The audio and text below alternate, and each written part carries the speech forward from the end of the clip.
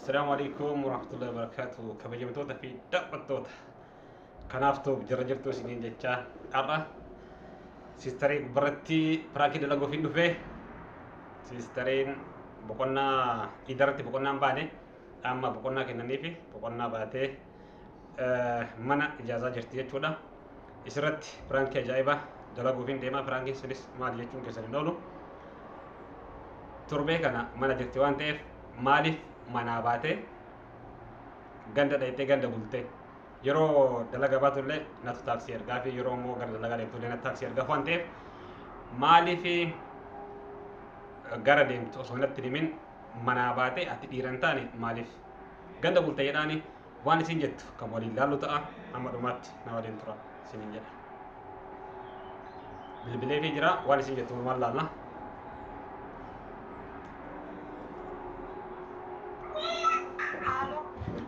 Halo, assalamualaikum. Waalaikumsalam warahmatullahi wabarakatuh. Nagame kam? Nagada. Alhamdulillah, Allah nagakame jirta. Boqonnaa maal fakkaata? Wallah alhamdulillah bareedaadha boqonnaa. Dhaquu ka'ee kun maalaam.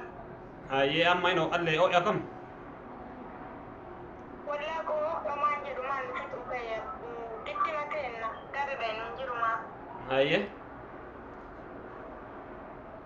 Akkasuma lakkamee fi nagaanii sammuu namaaf naa dawwalu dhifta guyyaa lama mukkanaa naan dawwale maal taate? Dalaga baaf jechuun barnoota illee qaba. Dalagaadha sababa saniif natti toluu dhabe simbira billee dhiifama. Akka barnoota maal fakkaata wallaahi barnoota bareedarra jirta jabaatu rabbisi haa gargaaru ishee. Amiin amiin wallahi barnoonni omaan jedhu kaani kasiin jedhu. Wanni ati jechuun ani yeroo ati dalagaa baatullee akka ana jechuun taaksii argatiin akka galtuni beektaa yoo deebitullee akkasuma taaksii maan deebita. Ani maasii jedha jalqaba yeroo ati dalagaadhaa baatu dalagaadhaa ba'uu edaa akkatti madaamini boqonnaa naa kennitee jirti boqonnaa qaba torbee tokko naan jennaan hayyee waan si barbaachisu natti himi ijoolleen akkasii fiddunatu godhaa olii gadi aduu keessallee hin deemini siin jedheetiin sitti himee tureemi.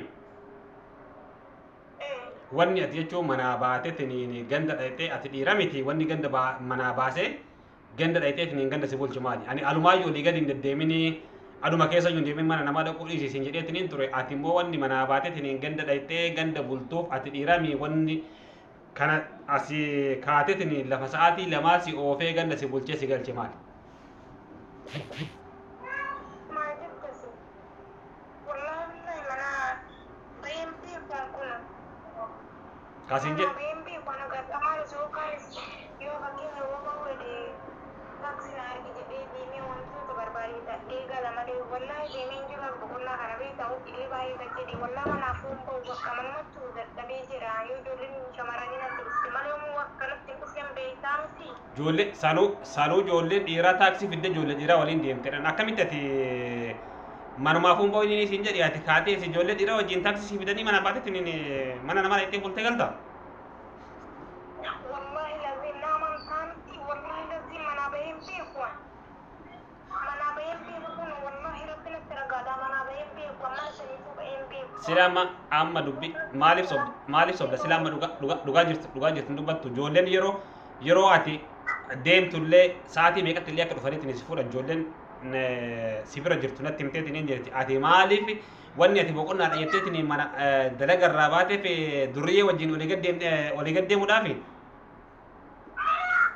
Wallahi lazim rabbi ragaadha manaa baheen beeku wallahi lazim rabbi ragaadha rabbi ani maal nan amantuu kan suukan hin baay'ee jedheenii dhuftee naa fuuta fa'a yookaan immoo taaksina ergita an akkamitti wanta gana ga'u dalagu osoo zina yeman alfii kiyyaani namaa miti baranillee nama anillee shamara biyyi mana eenyummaa kutuu jaaladhu yoo gootanii kanatti dhuftee beekta shamarran san bira guyyaa tokko deemee manaa bahee jireessee bu'an.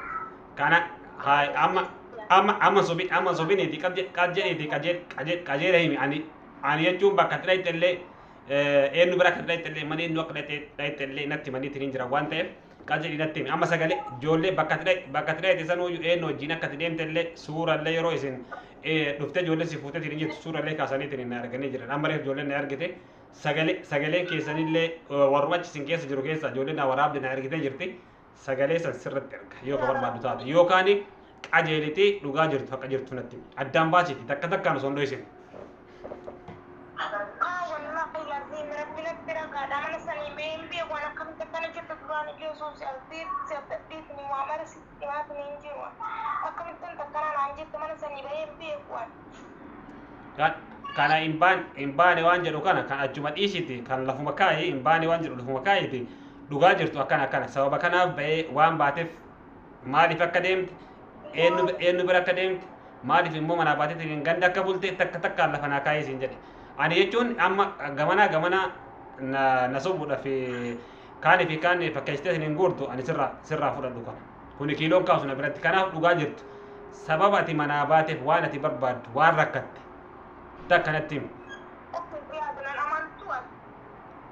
Si amanuun waan dhibaati. Si amanuu fi si amanuu dhabuu waan dhibaati. Wanni ati manaasi akka ani wanni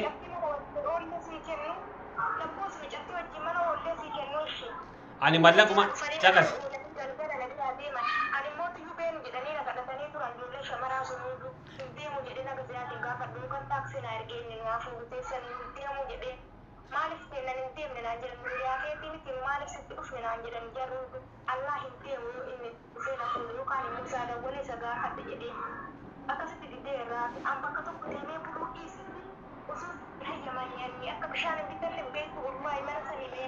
kanaafuu ni beek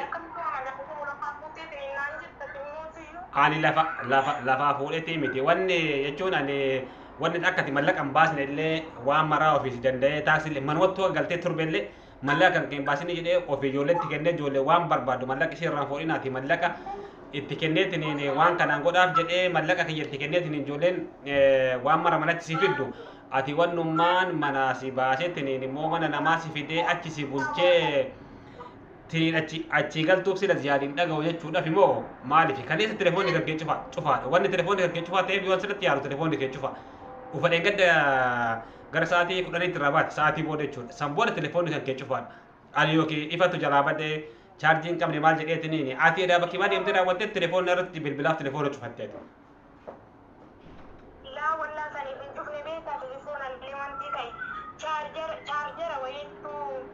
Wanti funyaan isaa kun jala irraa buqqaa'anitti naa chaarjaa hojii dhukkubte bichaa qaba. Garuu sanillee silkii chaarjii fudhannaan illee silkii itti dhiiseetumaan xiqqoo takkaanii fayyadama malee bakka silkillee itti dhiiseetanii silkii yoo silaa bilbileesi qofaaf dawwala. Faazarii kiyya qofaaf dawwalee jira kun dhugabaatti si dawwalee sitti wallaahi mana sanii baheen beekan kun rabbi natti dhagaadha. Ati akkamitti su'anii waa hundi sitti moo akkamitti na shakkitan wallaahi rabbi natti dhagaadha. Akkamitti kana naan jettan amantu.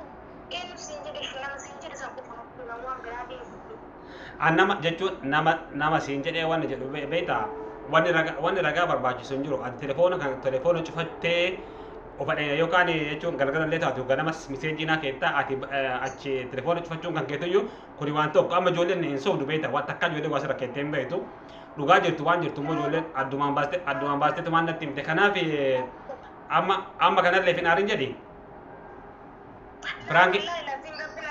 Biraanki si godhaa jira amma kanaan booyin biraankiidhaan booyin biraanki sirra dalagaa jira dhugaa miti hin beekan akka mati manaa maalillee hin beeka waan ta'eef